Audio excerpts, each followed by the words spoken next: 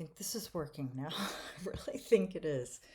Um, all right, so I decided to use this format again.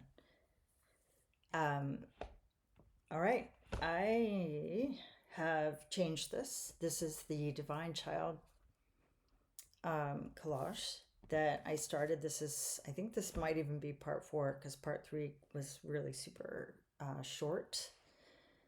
And I changed a couple things. I decided not to use the peacock because I don't know, it just wasn't right. Aesthetically. And I decided to put in the ballerina.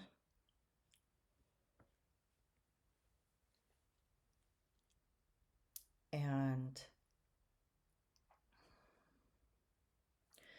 yeah, and I've also got this cool like castle in the air, which reminds me, I don't know, it reminds me of that Joni Mitchell song that I used to listen to when I was a kid.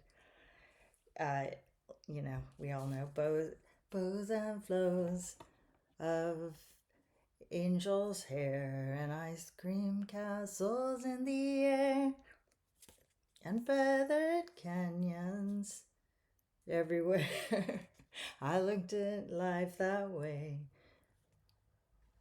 I don't know if I sang the words right. Um, God, but I used to listen to that song used to play all the time when I was a kid. But now they only block the sun. They rain and snow on everyone. So many things I could have done, but clouds got in my way. I've looked at clouds from both sides now, from up and down, and still somehow it's clouds, illusions I recall. I used to love looking at clouds when I was little. um, I still do, actually. So that kind of leads me to this whole sort of what working on this collage has kind of led me to this realization and the archetype of the divine child. And concurrently with working on this, I've been getting back into my Neoplatonism and alchemy, which I've been led towards through my dreams um, recently, which I'm so glad that I'm starting to remember my dreams again, which is pretty cool. And I think it's just because I'm living alone and I'm not in as stressful of a situation as I had been, where I wasn't being like constantly threatened and assaulted. And so it's like I'm in a calmer, safer space, and my nervous system is calming down, and yeah, so I've been going through this whole cool like healing process and process of reintegration. Plus, I'm working with a Jungian, who is really cool, and so it's nice that I can explore a lot of these things that are coming up in my dreams and stuff, with somebody who knows about archetypes and um, but anyway, back to the divine child. So I have been, let's see, reconnecting to a lot of experiences and that I was having back when I was studying Neoplatonism and Platonism, and the Plato's dialogues with a professor when my son was in Waldorf school, and I met the amazing Pierre Grimes, um, in Costa Mesa. So just by chance, out walking one day, and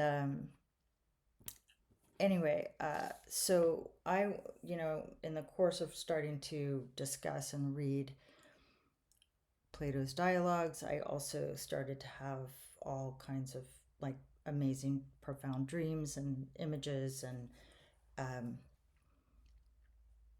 but even before that, as a child, I had, and then a young adult, had like sort of phases in my life where I've had a lot of really amazing visions and experiences. And some of them would come to me when I was like in periods of illness, and when I would be kind of delirious, like, for like a week with a high fever or something.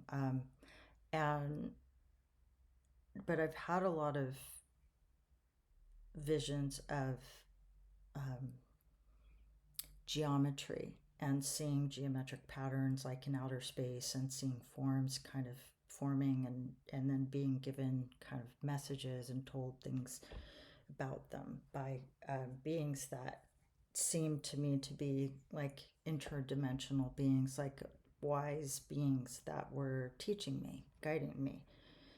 And then later, through studying with Pierre, I started to read um, various Platonic dialogues, and then also Neoplatonic dialogues, books. And at one point, I came across Isis and Osiris by Plutarch, and also Iamblichus on the Egyptian mysteries, and started to have these amazing dreams. Where am I going with this? Okay, so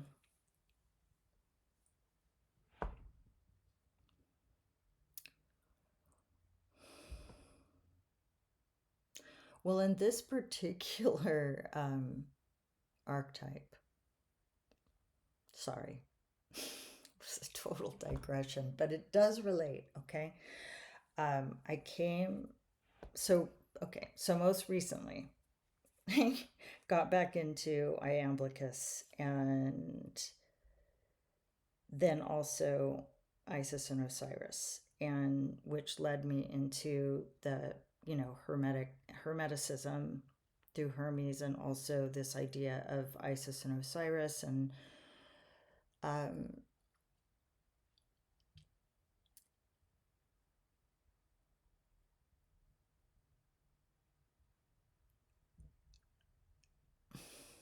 but there's this, when Isis go after Osiris is killed and dismembered and locked in the coffin, and then like shoved down the Nile, and Isis goes on this journey basically to find all of his parts, and to remember him. And I think that what I remember is like there are 7 stages or parts that she has to go through to kind of retrieve him, or um,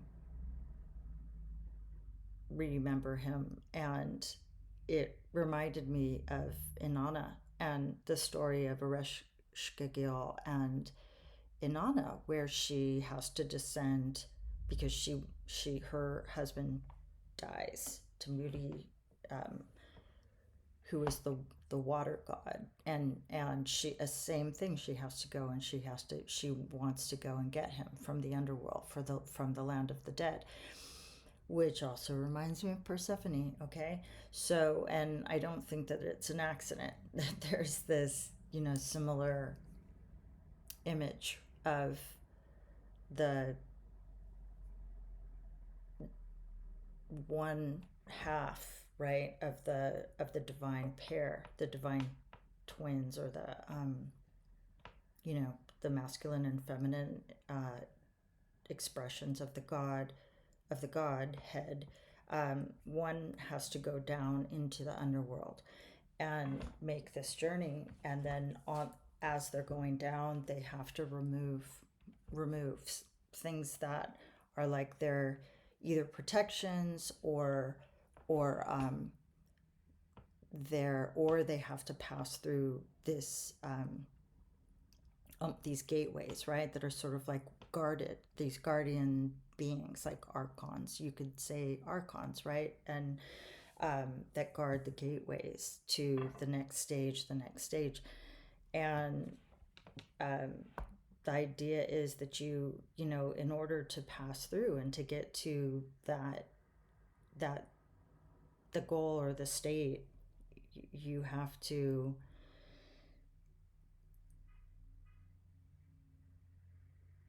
release or kind of purify, right? Purify the self of your delusions or impurities. So toxic beliefs or false notions of the self, or of attachments to worldly desires, attachments to various like earthly pleasures, earthly things, um, and so that the soul is naked, so to speak, right, and in its pure, most pure divine state, and very vulnerable in a sense, but really maybe not, maybe less vulnerable. But in any case, I think we could say the alchemical, I don't really know if this is true, but somehow this all led me to um, the the notion of the divine child that is born in that's born in that state, that conflict, or that very dangerous, potentially dangerous conflict of, in alchemical terms, the sun opposite the moon, and it's like the union of opposites. And if we can hold that, if we can hold our or sort of tolerate the ambiguity of, and live in that sort of ambiguity, not just tolerate it, but embrace that the dual nature of positive and negative, that polarity, hold that without harming, without doing harm to the other, right? The sun doesn't harm the moon doesn't harm the sun, and in Jungian terms, it's the anima, animus. Then that is when the conjunctio can occur and the divine child is born. And the divine child lives in this state of, and it's not a separate thing. It's like your childlike divinity, which is your pure, free, creative state, and so the image of the divine child, and in this case, the creative child is the child, and who's free, and just completely trusts the process of creating, and is not self-conscious, is not overly controlling, or feels that it needs to dominate or dictate anything. It's simply in its most natural, pure, creative, state of beingness. And where's the book? Oh, because I was going to read to you from this. I'm sorry if that was so convoluted, but it is just, I arrived there through just so many different meditations and contemplations, because I've been in this space, which is really cool, because now that it's getting darker earlier, and I'm just like so tired, like a lot. I'm just really, really tired. And I tend to be someone who's like, I always have to be doing something. I always have to feel productive and like I'm, working towards my goals and, you know, but lately I've just been going with it and letting myself, like, if I feel tired, I'm just going to rest. And because I also know that I'm like processing so much right now. I mean, I'm just constantly having dreams, and I am having a lot of like reflections, like moments of just reflecting on past relationships, people in my life, having kind of realizations and appreciations, and um, so there's a lot going on beneath the surface right now that feels really important and really powerful. Um, but it's taking a lot of my energy. I'm still dancing and I'm still going to work, but as I can, I'm really taking it easy. So, oh, so this is the book Alchemy by Marie Louise von France. As many of you probably know, I believe she was a student of Jung and then also I think a client patient and then student, and I don't know, maybe they were together too. I don't know, but she's pretty brilliant. Um, all right, so here's an image of the conjunctio.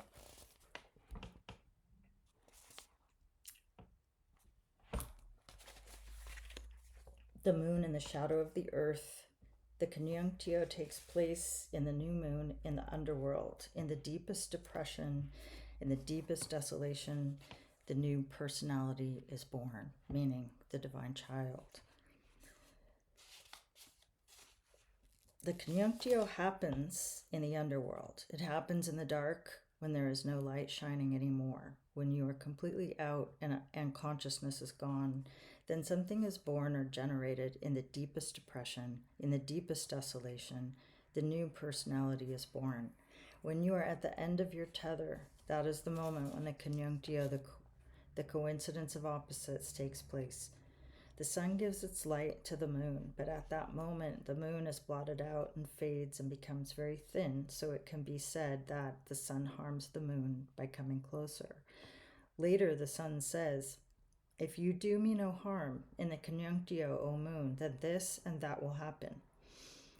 So the conjunctio is apparently dangerous, for the sun does some harm to the moon and the moon can harm the sun. That could perhaps be avoided, but the closer those two lights get to each other, the greater the danger that they destroy each other instead of uniting, which comes from the fact we discussed before, namely that both sun and moon have a shadow.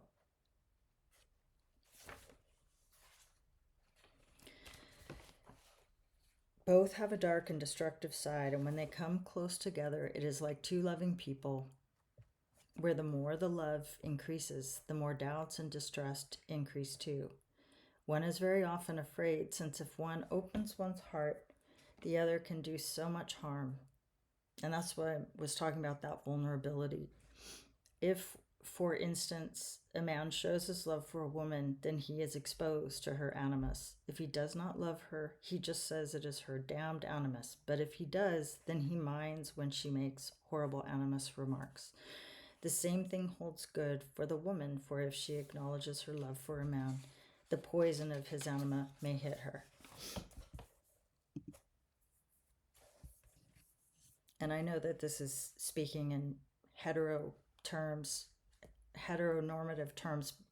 It's an older book, but also I think that the expressions of gender can be taken as just energies, masculine energies and feminine energies. They don't necessarily mean physical characteristics. The same thing holds good Yeah. Okay. Therefore, there is always that trembling fear in approaching each other in the human love situation, mirrored symbolically in the process of sun.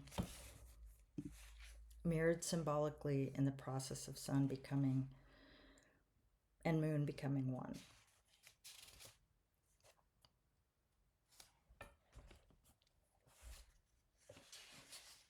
And then here's another image that I saved with Mercurius as the divine child. You can see in the middle, he's in that little dewdrop thing under the sun. Mercurius as the divine, or Hermes as the divine child, symbol of a new objective attitude beyond conflict, is born in the philosopher's egg, the sealed alchemical unconscious. He stands on the sun and moon. The birds indicate the spiritual or psychic nature of the process. The rays of the sun signify the importance of passion, emotion.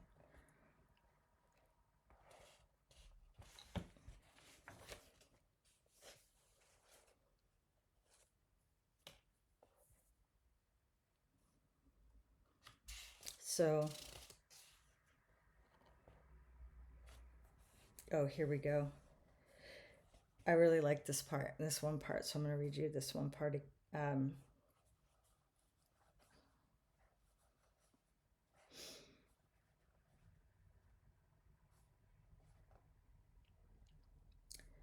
That refers to a stage in alchemy which is often described as growth.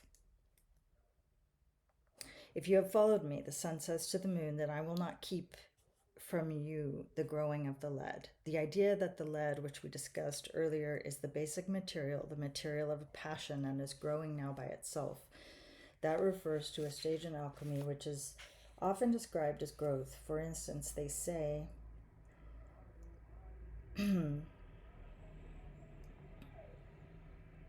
sorry, the first part is hard work. It is either washing linen or washing sand, cooking things, killing the lion, or bringing forth the conjunctio.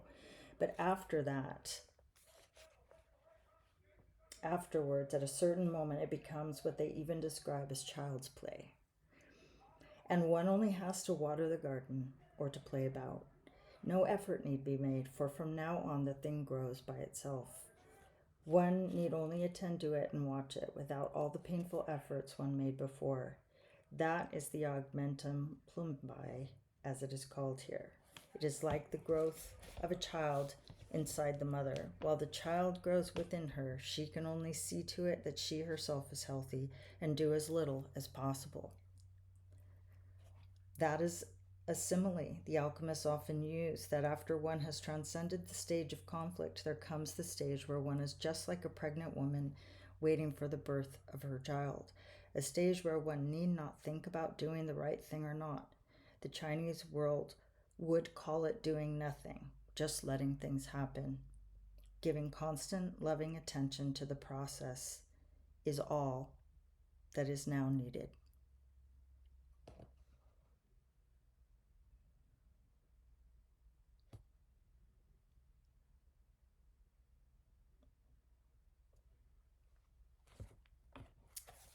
Cool.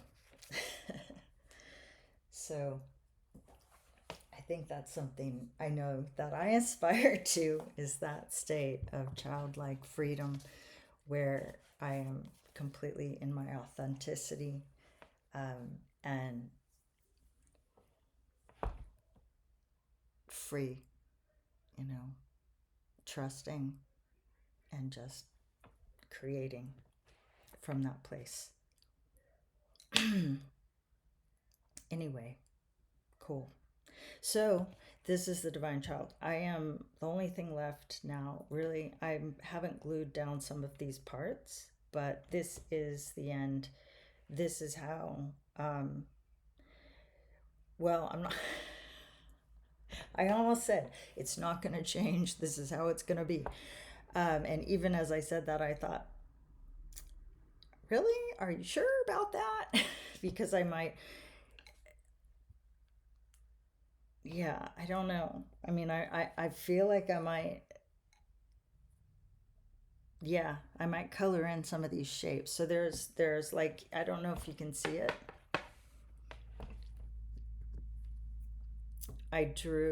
There's this, right? The stencil continues here on top of the flower. So I actually probably am going to color in some of those shapes with like this pinkish red color, which is